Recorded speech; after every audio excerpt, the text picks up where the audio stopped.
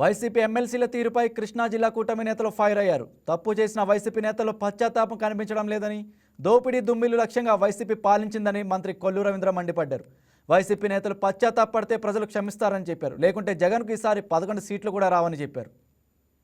దేవుడు అంటే భక్తి లేదు, హిందువుల మనోభావాలంటే లెక్క లేదు, అసలు దేవుడు అంటేనే భయమే లేదు. ఇవాళ అక్కడ విజువల్స్ చూస్తే మనకి అవన్నీ కూడా క్లియర్ గా అర్థమవుతాం.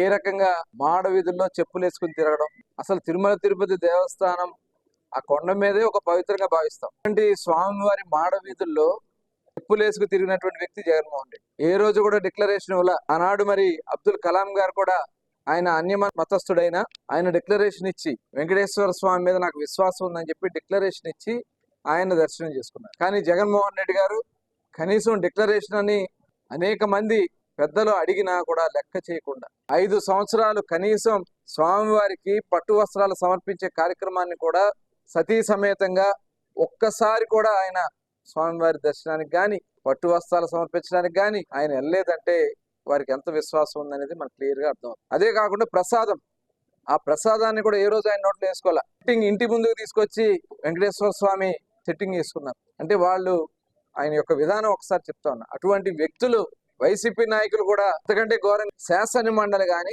శాసనసభ గాని ఒక పవిత్రమైనటువంటి డెమోక్రటిక్ దేశంలో దేవాలయాలు లాంటిటువంటిది అసెంబ్లీ గాని శాసనసభ గాని శాసన మండలి గాని అక్కడ ఎటువంటి మతాలకు సంబంధించి కానీ దేవుళ్ళకి సంబంధించి కానీ ప్రదర్శన చేయకూడదు అనేది క్లియర్ గా ఉంది. అక్కడికి వెంకటేశ్వర స్వామి ఫోటోలు తీసుకొచ్చి అక్కడ కూడా రాజకీయం చేయాలని ప్రయత్నం చేసిందేమో మహాపాపం. వెంకటేశ్వర స్వామి ప్రసాదంలో లడ్డూలో కల్తీ కాదు, అసలు నెయ్యలేదు. వాళ్ళ దగ్గర ఎటువంటి పాలు తీసుకున్నటువంటి పరిస్థితి లేదు. ప్రభుత్వం వచ్చిన వెంటనే నిబంధనలు మొత్తం కూడా సడలించారని చెప్పి క్లియర్ గా ఏదైతే సుప్రీం కోర్టు వేసినటువంటి స్పెషల్ ఇన్వెస్టిగేషన్ సంస్థ రిపోర్ట్ ఇచ్చారు.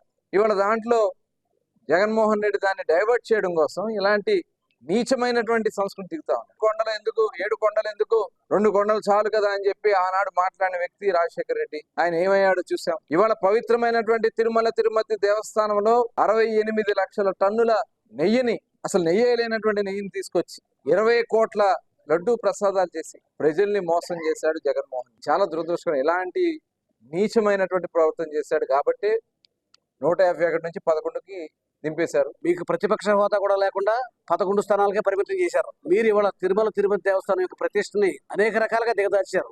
ఇవాళ కల్తీ నెయ్యి అంటే మీ కల్తీ జరిగిందనే విషయాన్ని సుబ్బారెడ్డి గారు ఒప్పుకున్నారు పత్రికా ముఖంగా. ఇవాళ ఏ రకమైన కల్తీ జరిగిందనేది విచారణ జరుగుతూ ఉంది, నివేదిక వస్తుంది.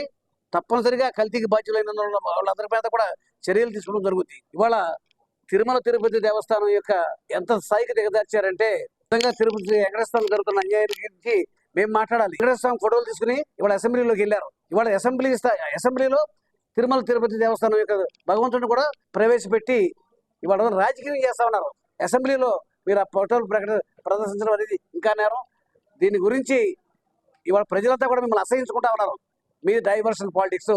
తిరుమల తిరుపతి దేవస్థానంలో కల్తీ కలిపితే హెరిటేజ్కి సంబంధం. హెరిటేజ్ ఏమీ సప్లై చేయలేదండి అయ్యా.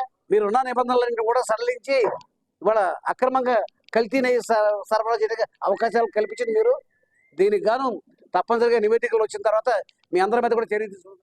శాసనమండలి సమావేశాల్లో వైసీపీ సభ్యులు ప్రవర్తన అమానుషంగా అమానవీయంగా ఉందంటూ ఏమాత్రం సందేహం. తిరుమల వెంకటేశ్వర స్వామిని దేశవ్యాప్తంగా ఉన్నవాళ్ళు పూజించే పరిస్థితి.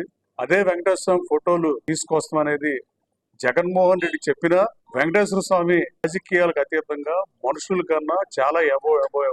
మనం దేవుడి గురించి మాట్లాడటం చాలా బాధాకరం. అలాంటి దేవదేవుడిని రోడ్డు మీద తీసుకొచ్చి ఆయన ఉత్సవ విగ్రహాలని బ్రహ్మోత్సవాలు ఊరేగిస్తారు. ఎవరన్నా డబ్బులు లేని వాళ్ళు వెంకటేశ్వరం మొక్కుంటే జోగడటానికి రోడ్ల మీద వెంకటేశ్వరం ఫోటో పట్టుకుని రోడ్లమ్మట చెప్పులు లేకుండా మండు టెండలో సైతం జోగడిగి ఎడువుల్లో మొక్కుని డబ్బులు లేని వాళ్ళు ఆ డబ్బులతో తిరుమల మొక్కులు చెల్లించుకునే పరిస్థితి చూశాను తప్ప ఒక దేవుడి ఫోటోని, వెంకటేశ్వర ఫోటోని మండలంలోకి తీసుకొస్తాం వాళ్ళ వికృత చేష్టలకు పరాకాశం. ఇది ఒక హిందూ మతానికి సంబంధించిన అంశం కాదు.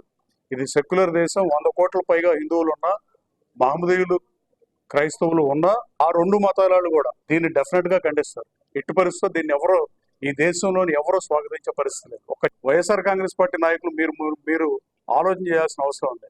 అసలు మీరు తిరుపతి వెళ్ళి వెంకటేశ్వర స్వామికి దండం పెట్టుకునే ధైర్యం మీకు ఉండదని నేను మనస్ఫూర్తిగా. అబద్ధాల ఫ్యాక్టరీ, అబద్ధాల యూనివర్సిటీ, వాళ్ళకి దానిలో ఫస్ట్ ఇచ్చేదే ట్రైనింగ్. అబద్ధాలని ఎంత కాన్ఫిడెంట్ గా మాట్లాడచ్చు అనే దాని మీద ట్రైనింగ్ ఇస్తాం. శ్రీరాముడు తల తగిలిపోతే ఏమన్నా ఉందా, దాంట్లో ఇంకో విగ్రహం పెడతాం అంటే అంత సింపుల్ గా విగ్రహాన్ని దేవుడి విగ్రహాన్ని కూడా అంత చులకనగా మాట్లాడగలిగిన వాళ్ళు ఇప్పుడు ఏదో స్పెషల్ గా మనకి వాళ్ళ భాషా భావాలు అన్ని మారిపోతాయి అనుకుని మనం కూడా ఆలోచించడం కూడా రైట్ కాదు. ఆల్రెడీ ఇందాక మంత్రి గారు చెప్పినట్టుగా Please subscribe to YK TV Network. Please subscribe to YK TV. Please watch YK News. Don't forget to subscribe YK News channel.